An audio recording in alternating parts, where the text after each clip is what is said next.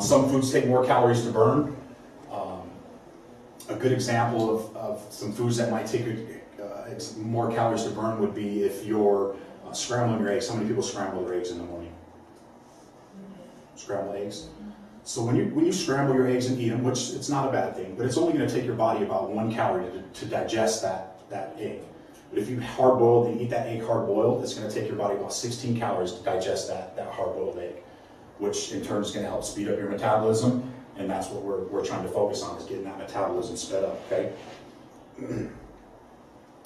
Burn more calories digesting solids over liquids. Really good example I have over this is if I'm in the kitchen and I turn on my garbage disposal and I pour water down that garbage disposal, what's going to happen to it? Nothing, right? It's just going to just run. But if I stuck some carrots and some broccoli and celery down that garbage disposal, it's going to work, right? It's going to churn. It's going to have to work to break that food up. And that's basically what we want to happen in our body. We want our body to work to have to break those foods down.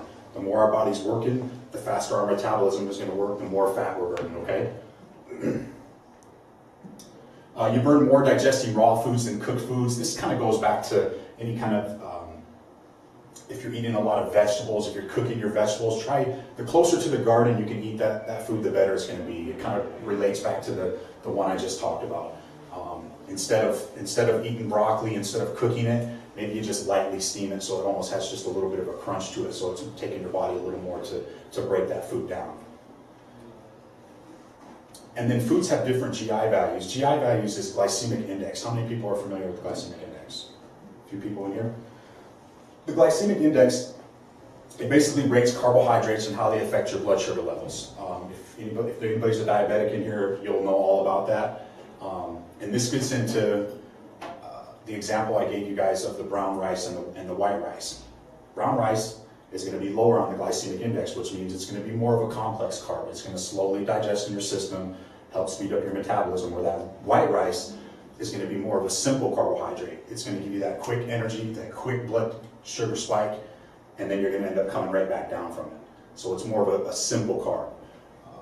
Kind of a rule of thumb, gosh, we don't have any packets. Can you see if you can get some packets out of Jason's office? We'll try to get you guys some packets that they'll give you some examples of some foods. Thousands of different foods. Basically, any carbohydrate you can think of, there's a value for that. Kind of the rule of thumb is the number 55. Anything over 55 is going to be considered high in the glycemic index. The higher it gets. Okay, anything under 55 is going to be your complex carbs, and those are the kind of foods that we're going to want to stay with. Your whole grains, your hot cereals, your oatmeals, your cream of wheats, sweet potatoes, things like that. Those are some of the things that you're going to want to stay with. There is a time and a place for some of those simple carbs, maybe before you work out, right before you're getting ready to go to the gym, maybe you need that quick energy spike. And a simple carb could be a good thing. But for the sake of the program, we want to try to stick with anything under 55 on that glycemic index. And here's kind of an example of the calorie counting. If I have somebody counting calories, and this is an example of a female, maybe she's coming in and she's eating 1,200 calories, but she's gaining weight and she doesn't understand why. Just changing those combinations of foods and giving her some more complex carbohydrates, giving her the right food combinations, I can actually give that person more calories and have them losing weight. I mean, I don't know about you guys, but I would rather eat more food than less. The more food I can eat, the better. What I'm going to talk about is nutrition. Kind of the number one rule in nutrition. We've all heard it. We've been kind of, it's been pounded in our heads for years. We need to eat 5 or 6 times a day. Feed your body every 3 to 4 hours. That's just kind of a rule of thumb. We all kind of know that. But the breakdown, what I'm going to talk about right here is the controlled ratios. At the end of the day, you want 50% of your foods, 50% of your daily caloric intake should come from carbohydrates. How many people would have thought that when you came in here? We've all heard that carbs are bad, that we need to stay away from carbs. And I'm here to tell you that 50% of your daily caloric intake needs to be consumed of carbohydrates. Carbohydrates is what your body draws its energy from. It's your body's energy source. Your body needs carbohydrates. 30% of that is protein, and 20% of that is fat. So at the end of the day, and we have to, there's an example of a meal plan at the back of that thing, but at the end of the day, this is just a general rule of thumb It's called a thermogenic food combination. This is what's going to help speed up that metabolism and help burn fat at the fastest rate possible. So calorie distribution. So let's just take me for example. Let's just say I want to try to lose weight and my daily caloric intake is 2,500 calories. And I'm going to reduce my calories 500 calories. Law of thermodynamics says if I reduce it 500 calories, that I'm going to start losing weight. So at 2,000 calories. So if I'm supposed to have 2,000 calories and I'm supposed to eat 5 times a day, how many people think I should have 400 calories a meal 5 times a day? How many people think that's right? Should I eat that? Should I eat 400 calories at every meal? Why not? I'm putting you on the spot. I don't know. You're on camera, we're live.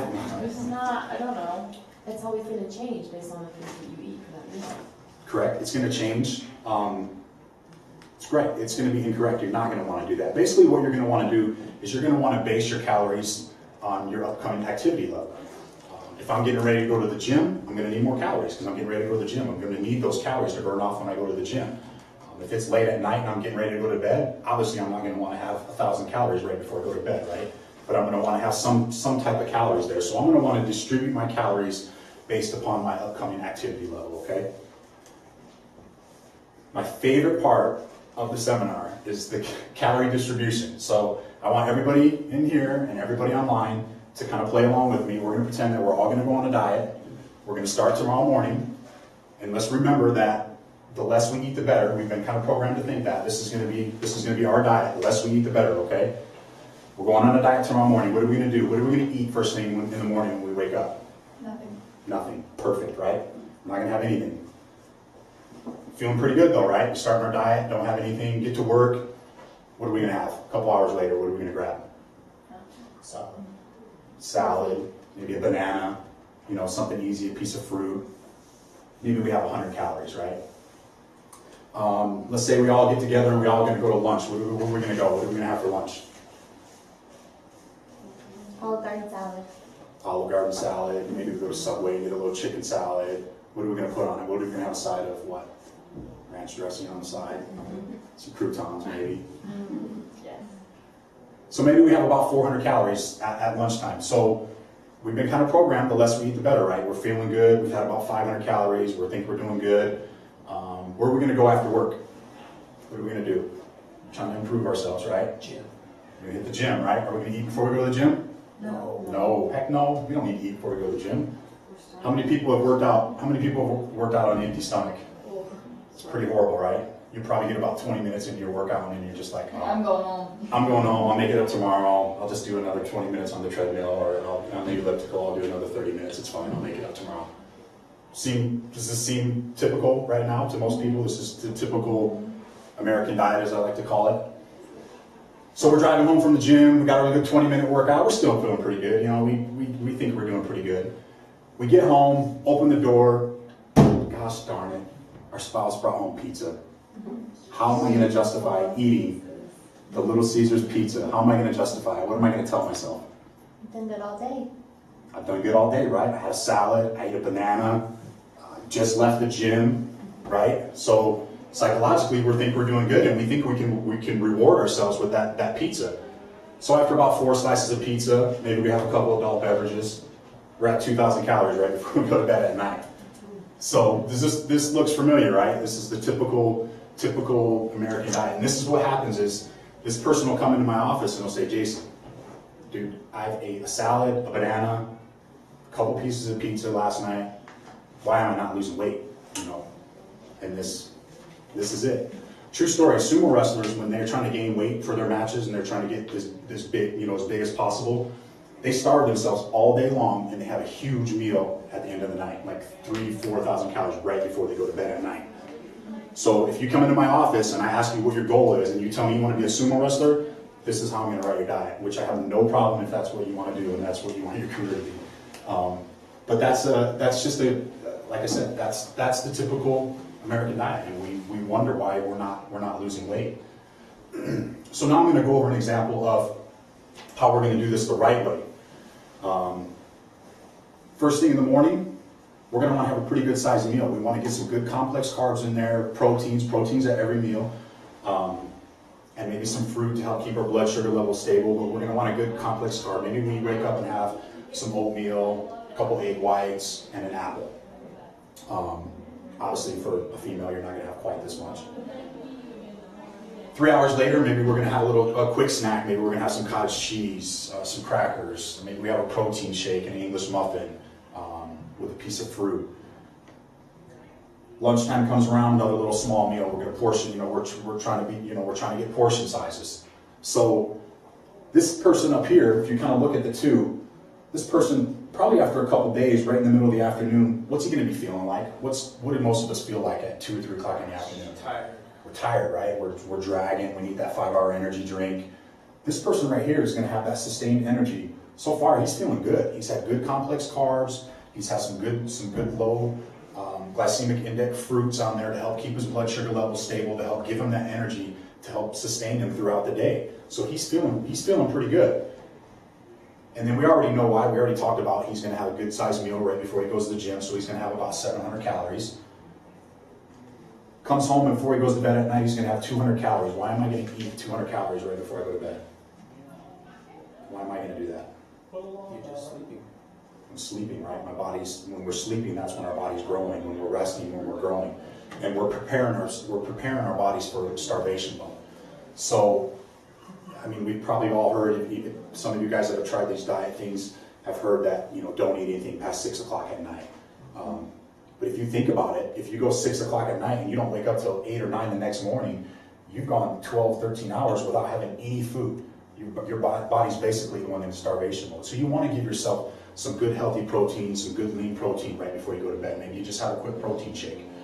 Maybe have a couple egg whites, just some kind of lean protein right before you go to bed at night to help your body, help your muscles grow, help prepare your body for that starvation mode.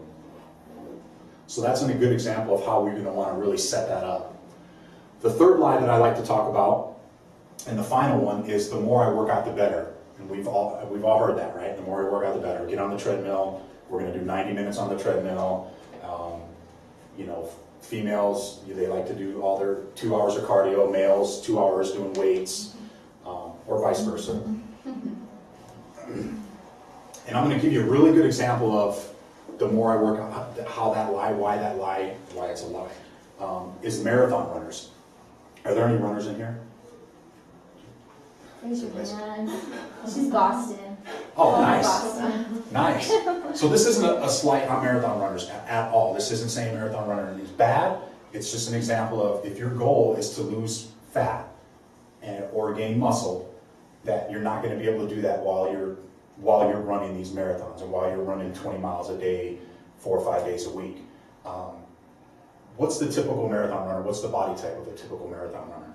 What do they usually look like? Skinny. Skinny, just kind of like a skinny fat almost, basically, right? What's a sprinter usually look like? They're usually more muscular, and that's a good example of it's the difference in the type of training. That sprinter's doing those short bursts when he's sprinting on the track, where that marathon runner is doing those long distance runs. He's putting his body under a lot of stress over a short amount of time, raising his cortisol levels that I talked about at the beginning.